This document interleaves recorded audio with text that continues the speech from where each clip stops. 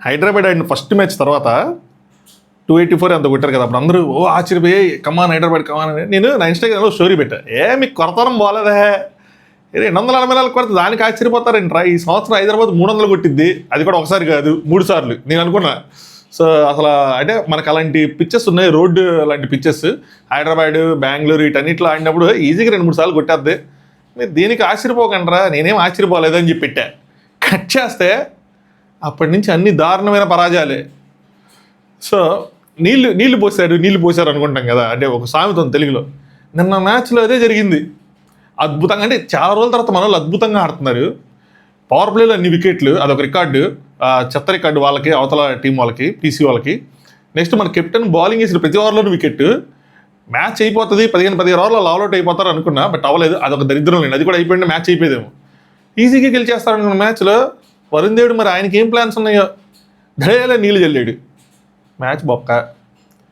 అంటే ఇంకొక పాయింట్ కూడా ఉంది ఇక్కడ, మన గ్రౌండ్లో డ్రైనేజీ సిస్టమ్, సర్లేండి హెచ్సిఏ కోసం తర్వాత మాట్లాడుకుందాం. కానీ అయితే వాట్ వెంట్ రాంగ్ ఎస్ఆర్హెచ్కి ఎక్కడ, అంటే ఈ సీజన్ ఎందుకు ఏం జరిగింది అంటే, మన మామూలుగా కూడా ప్రాక్టీస్ చేయలే, ఇక్కడ ప్రాక్టీస్ సరిపోవట్లేదని చెప్పి వాళ్ళని మాల్దీవ్స్కి తీసుకెళ్లారు. మాల్దీవ్స్కి వెళ్ళి మరి, అంటే ఇంపార్టెంట్ మ్యాచ్కి ముందు మాల్దీవ్స్కి వెళ్ళి మరి ప్రాక్టీస్ చేశారు మన ఆటగాళ్ళు. సో మాట్లాడుకుందాం డీటెయిల్డ్గా, ఫన్నీగా ఉంటుంది. హాయ్ ఫ్రెండ్స్, నా పేరు Anand, welcome to my YouTube channel Anand juice. So అంటే వరుసగా మ్యాచ్లు ఓడిపోయిన తర్వాత ఇంకా 5 మ్యాచ్లు మిగిలినాయి, మనం గెలాలి, 5కి 5 గెలిస్తేనే అది ఒక 10 పాయింట్లు, ఒక 6 పాయింట్లు, 16 పాయింట్లు వస్తాయి అనుకున్న టైంకి మరి ఎస్ఆర్హెచ్ మేనేజ్మెంట్ ఏం ఆలోచించింది ఏంటో, ఇక్కడ ఉంటే బాగా ప్రెషర్ తీసేసుకుంటున్నారు, మరి అది గెలిచి ప్రెషర్ కాదు ఓడిపోయి ప్రెషర్ తీసుకుంటున్నారని చెప్పి ఓ పక్కన పబ్బులకి వెళ్తున్నారు, ప్రమోషన్ యాక్టివిటీస్ చేస్తున్నారు, అక్కడ వచ్చిన ఇన్ఫ్లుయెన్సర్ అమ్మాయిలతో మనల్ని ఫోటోలు దిగుతున్నారు, మామూలు ఏదో కాదు, ఆ యువరక్తం చూపిస్తున్నారు. కట్ చేస్తే మాల్ తీసుకెళ్ళారు గుజరాత్ మ్యాచ్ ముందు. అరే గుజరాత్ మ్యాచ్ ముందు మాల్ తీసుకెళ్తే దానికన్నా వచ్చిన తర్వాత కుమ్ము పడేస్తారు అనుకుంటే గుజరాత్ వాళ్ళు కుమ్ము పడేశారు వాళ్ళని. అసలు అంటే చూడండి, ఒకటి మనకి కలిసి వస్తున్నప్పుడు మనం ఏం చేసినా అది రైట్ వేలో వెళ్ళిపోతుంది, మనకు కలిసి రండి ఏం చేసినా తప్పు అయిపోద్ది. ఇప్పుడు అలాంటి సిచ్యువేషనే, అర్థమవుతుందా? నచ్చితే ఖచ్చితంగా లైక్ చేయండి వీడియోని. ఇలాంటి ఇంట్రెస్టింగ్ స్టోరీస్ కోసం సబ్స్క్రైబ్ చేసుకోండి, చెప్తాను ఇంకా. సో మ్యాటర్ ఏంటంటే, కాల్ వస్తుందా, మ్యాటర్ ఏంటంటే ఒక్క నిమిషం కాల్ వస్తుంది.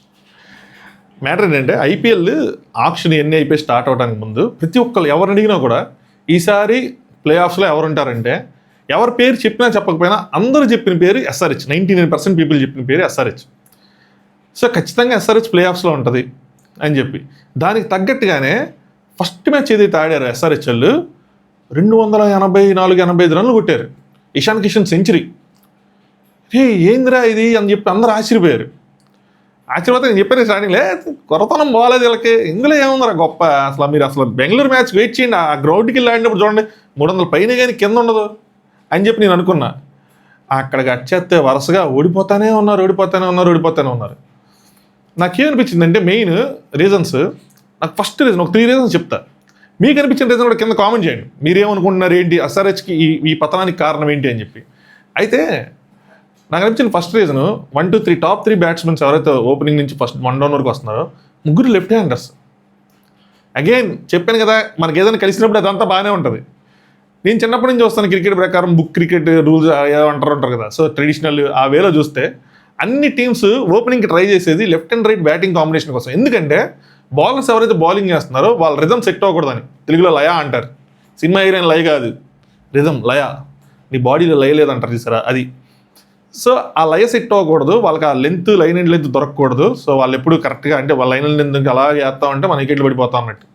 సో సెట్ అవ్వకుండా వాళ్ళ లెంత్ డిస్టర్బ్డ్గా ఉండాలి. సో లెఫ్ట్ అండ్ రైట్, అందుకని సింగిల్స్ తీయటం ఇవన్నీ చేస్తామంటే వరుసగా ఒక బ్యాట్స్మెన్ వరుసగా అన్ని బాల్స్ ఫేస్ చేయకూడదు, ఒకటే ఛాన్స్లు ఎక్కువ ఉంటాయి, ఇలాంటి చాలా లాజిక్స్ చెప్తా ఉంటారు కదా.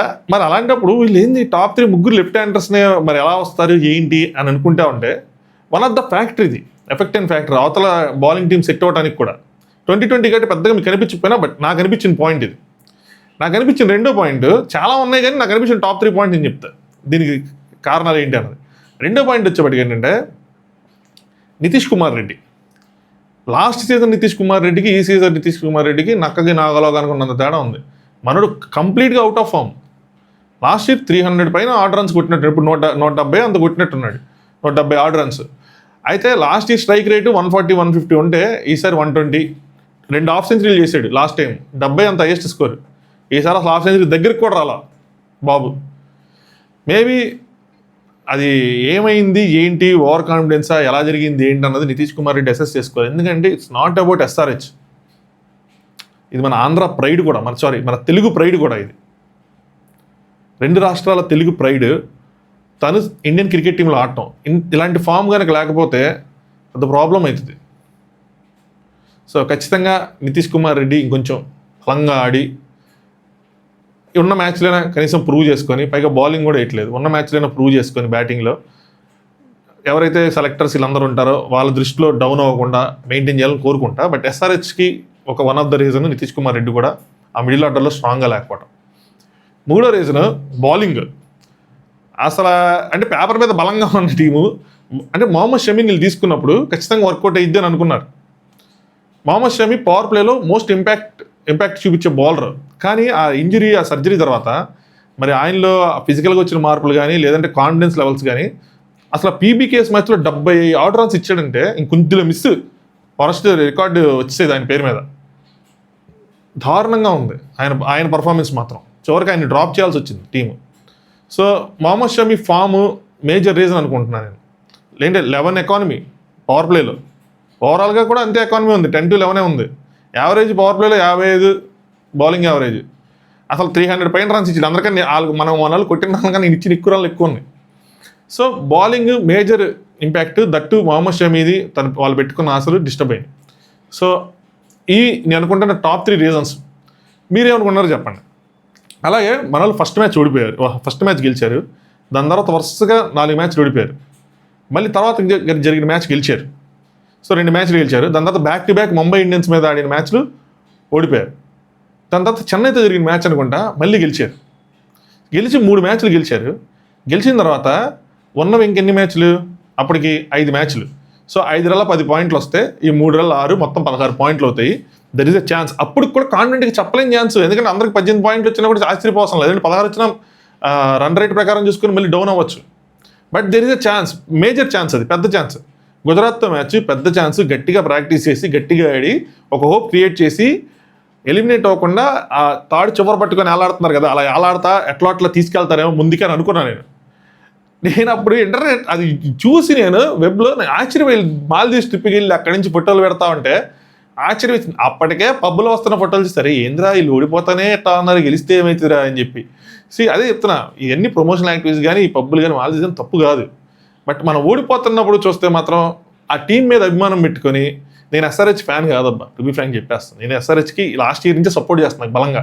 అంటే అందరూ మన తెలుగు టీం మనం సపోర్ట్ చేయాలి అన్నదాంతో అసలు ఈ ఫ్రాంచైజీలకి నేషనాలిటీకి, అదే మన లాంగ్వేజెస్కి దేనికి ఏంద్రా సంబంధం, మనకు నచ్చిన ప్లేయర్స్ ఎందులో ఉంటే అందులో అని. బట్ నితీష్ కుమార్ రెడ్డి మన తెలుగు ప్లేయర్ అలా ఉన్నాడు కాబట్టి ఓకే తెలుగు అని అనుకున్నా, పోనీ ఏదైనా సరే సపోర్ట్ చేద్దాం అని అనుకున్నాను. అది చూస్తే అంటే ఒక్కసారి మనం సపోర్ట్ మందని అనుకునే వాటికి తప్పు జరుగుతుంటే తీసుకోలేము. అది వేరేది అనుకోండి, ట్రోల్ చేసేస్తాం ఎక్కువ కుదిరింది వీళ్ళకని చెప్పి. సో అది నాకు కోపం వచ్చింది, ఏంది ఇల్లు అని చెప్పి. వర్కౌట్ అయ్యింటే అగైన్ దాన్ని ఎలా చెప్పుకునే వాళ్ళంటే అసలు సూపర్ ఫ్రాంచైజీ, అసలు సూపర్ ఓనర్స్, మంచి టైంలో వీళ్ళు మాల్దీవ్స్ తీసుకెళ్ళి మంచి రిఫ్రెష్మెంట్ ఇప్పించారు. సో ఆటగాళ్ళు అక్కడి నుంచి ఇక్కడ దాకా ఆడేస్తున్నారు అనుకునే వాళ్ళం. బట్ స్టిల్ వాళ్ళు ఆడకపోయినా కూడా నాకు అది క్రిటిసైజింగ్ పాయింట్గానే అనిపించింది. ఈ టైంలో వెళ్ళడం ఏంది, ఈ టైంలో కొంచెం ఫోకస్ చేసి, అంటే గెలిచి టైడ్ అయిపోతే ఓకే, కానీ ఓడి కూడా టైడ్ అయిపోతారా అని. ఎనీవే వెళ్ళారు, వచ్చారు.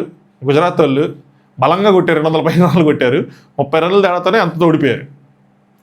బాధేసింది అప్పుడు నాకు, అరే. ఎందుకంటే అక్కడ ఎలిమినేట్ అయిపోయింది టెక్నికల్గా. అంటే ఛాన్స్ ఉంది, టెక్నికల్గానే ఛాన్స్ ఉంది. లాజికల్గా ఎలిమినేట్ అయిపోయింది, టెక్నికల్గా ఛాన్స్ ఉంది. బట్ లాజికల్గా ఎలిమినేట్ అయిపోయింది తెలిసిపోతుంది. ఇంకా 14 పాయింట్లు వచ్చినా మిగతా టీంలన్నీ బలంగా ఆడుతున్నాయి కాబట్టి అవన్నీ ఈజీగా 16 పైన తెచ్చుకుంటాయి. ఈవెన్ 18 తెచ్చుకొని 16 తెచ్చుకొని ఎలిమినేట్ అయిపోయే టీం కూడా ఉండొచ్చు ఇయర్. కొన్ని అటు ఇటు కనుక లాజిక్స్ అటు ఇటు అయితే ఏ టీం అయినా ఎలిమినేట్ అయిపోయే ఛాన్స్ ఉంది మళ్ళీ. సో అలాంటి టైంలో ఇంకా హోప్స్ పోయినాయి. ఇంకా సర్లే ఏమైనా మ్యాజిక్ జరిగిద్ది, అద్భుతం జరిగిద్ది. అంటే లాస్ట్ ఇయర్ RCBకి లాస్ట్ టైం 1% ఆఫ్ ఛాన్స్ వాళ్ళు ప్లే ఆఫ్ దాకా వచ్చారు కదా, అలా ఏమైనా వీళ్ళు వస్తారు అనుకున్న మ్యాచే ఈ ఢిల్లీ మ్యాచ్.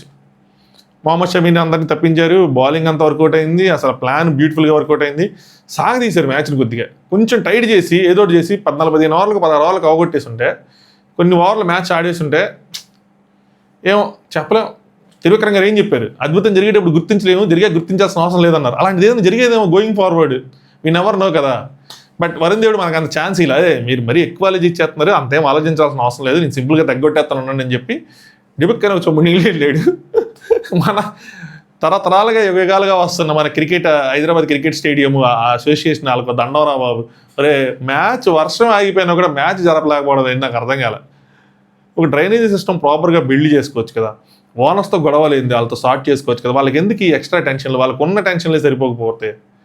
సో నేను చెప్తున్నాను ఎస్ఆర్హెచ్ టీమ్కి, అంటే ఎక్కడో ఉన్న ఢిల్లీ వాళ్ళు వైజాగ్ని సెకండ్ హోమ్ గ్రౌండ్గా చేసుకుని ఇక్కడ 2 మ్యాచ్లు ఆడుతున్నారు.